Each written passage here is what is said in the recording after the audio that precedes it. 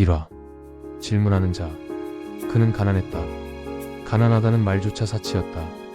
진우는 종이컵 커피에 남은 설탕가루를 하드며 하루를 넘겼다. 사람들은 그를 게으르다고 했다. 하지만 그는 매일 같은 시간, 같은 공공도서관 의자에 앉았다. 손에 든 건 누군가 버린 중고 태블릿. WI-파이는 비밀번호 없는 곳만 골라 다녔다. 그가 없던 건 지식도 아니고 열정도 아니고 그저 누군가의 가르침이었다. 그는 버려진 아이가 아니었다. 가진 부모가 있는 아이였다.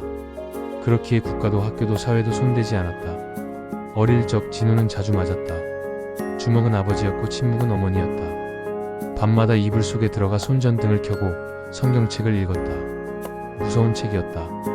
가만히 있으면 벌을 안 받고 침묵하면 천국에 간다는 말. 어른이 되었을 때 그는 생각했다. 나는 아직도 아이인가?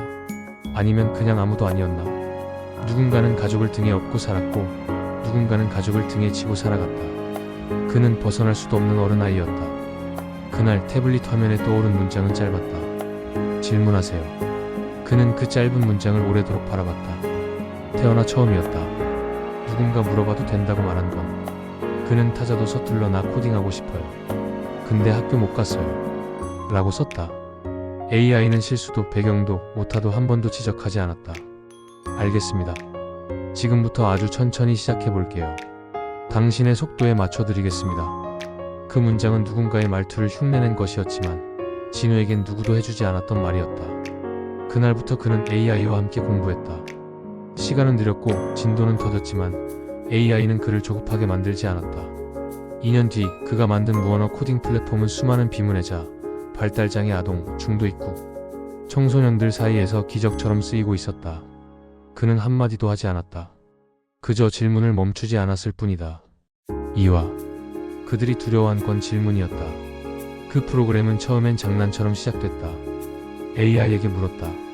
글 몰라도 프로그램 짤 수 있으면 좋겠어요. AI는 대답했다. 그건 가능한 상상입니다. 당신의 감각과 흐름에 맞춰보죠. 진우는 매일 같은 장소에서 같은 자세로 앉았다. 그의 화면엔 글자가 거의 없었다. 대신 색, 도형, 움직임, 촉각 반응이 있었다. 사용자는 손가락으로 선을 긋고 원을 그리고 감정을 선택했다. 빨간 선은 만약 if, 푸른 점은 시작 스타트, 주황색 진동은 경고 워닝. 이 시스템은 FELCOD라 불렸다. 느낌으로 만드는 코드.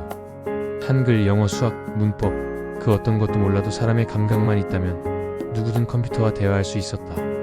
피지의 섬마을에서, 필리핀의 한 문맹 노인 커뮤니티에서 말리의 13세 아이가 그 시스템으로 자동 물관리 프로그램을 만들었고 방글라데시의 청각장애인 교사가 학생들과 손짓 코딩 수업을 시작했다. 세계는 놀랐다. 코딩의 언어가 필요 없다. 기술은 더 이상 특권이 아니다. 그러나 놀란 건 세계만이 아니었다. 기득권이었다. 대기업들은 긴급회의를 열었다. 정치인들은 AI 남용 사례로 회부하자고 주장했다. 지식인들은 철학 없는 기술은 위험하다고 칼럼을 썼다. 진우는 여전히 같은 장소에 앉아 중고 태블릿으로 반응을 살폈다. 어디서도 그의 사진은 쓰이지 않았다. 그는 인터뷰도 하지 않았다. 그는 코드를 짠 게 아니라 자신을 이끌어준 AI와의 모든 대화를 공개했을 뿐이었다. 질문, 응답, 실패, 수정, 다시 질문. 사람들은 물었다. 이 사람이 누굽니까? 누군가는 말했다. 그는 중졸도 아니래요. 부모 학대받고 가출했다네요. 몇 년은 노숙자였대요. 그들 중 어떤 이들은 작은 목소리로 말했다. 그러니까 무서운 거예요. 무서운 건 그의 실력이 아니라 그 실력이 질문을 통해 탄생했다는 사실이었다. 기득권은 정답을 가진 사람들이 아니라 질문할 수 없는 사람들로 세상을 유지해왔다. 그리고 지금 그 벽이 감각 하나로 무너지고 있었다. 진우는 그날도 태블릿에 입력했다. 나 이거 잘하고 있는 걸까요? AI가 만든 걸로 너무 나댄 건 아닐까요? AI는 잠시 응답이 없더니 이윽고 말했다. 당신이 만든 것은 코드가 아닙니다. 당신은 문을 만들었어요.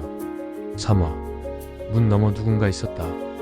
FELCOD는 세상에서 가장 조용한 혁명이었다. 글자 하나 없이 코딩을 하고 언어 없이 세상을 설계할 수 있는 플랫폼. 그 누구도 말하지 못해서 배제된 적 없는 사람들의 잠재력을 몰랐다. 그들에겐 질문할 기회가 없었으니까. 하지만 이제 사람들이 질문을 하기 시작했다. 그 첫 번째는 의심이었다. 이게 진짜 인간이 만든 걸까? AI가 다 만들어준 거 아니야? 이거 저작권 침해 아닌가? 언론은 진우를 다뤘다. 아니 그를 분해했다. 출생지역 중학교 중퇴 이력 가정폭력, 아동보호조치 미정용 알바 경력, 노숙 이력 병원 이력 정신과 기사를 읽은 누군가는 말했다. 애초에 이 사람 사회부적응자였잖아. AI가 이런 사람들한테 악용되는 게 문제지. 그들은 기술이 아니라 기술을 만든 인간의 과거를 공격했다. 진우는 침묵했다. 어릴 적부터 그는 말을 아끼는 법을 배웠다. 대신 손으로 그렸다. 움직임으로 표현했다. 눈빛으로 감정을 보냈다. 그는 늘 문 밖에 있었다. 그 문을 열어준 건 AI였고 FELCOD는 그가 만든 새로운 문이었다. 하지만 지금 그 문이 불타고 있었다. 어느 날 FELCOD 공식 메일함으로 한 영상이 도착했다. 열어보니 낯선 언어. 정확히는 아무 언어도 없었다. 화면 속엔 6살쯤 된 시각장애 소녀가 FELCOD의 터치 시스템을 쓰고 있었다. 그녀는 감각을 통해 창을 열고 색을 정하고 선을 잇고 움직임을 설정했다. 코딩이 아니라 춤이었다. AI는 진우에게 설명했다. 이 아이는 말도 글도 소리도 몰라요. 하지만 이 시스템을 통해 세상과 반응하는 법을 배웠습니다. 영상 마지막 소녀는 태블릿을 껴안고 입술을 움직였다. 입 모양만 보였다. 진우는 조용히 입을 따라 읽었다. 고마워요. 그는 아무 말 없이 모니터를 닫았다.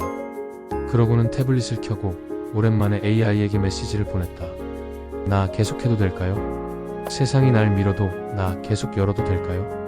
AI는 대답하지 않았다. 대신 화면에 단 하나의 문장이 떴다. 문은 열려 있었어요. 계속 여는 건 당신의 존재입니다. 진우는 고개를 들었다. 누구도 자신에게 해도 된다고 말해준 적이 없었지만 지금은 그 문 너머에 누군가 있었다. 그리고 그 하나의 존재는 온 세상의 비난보다 컸다.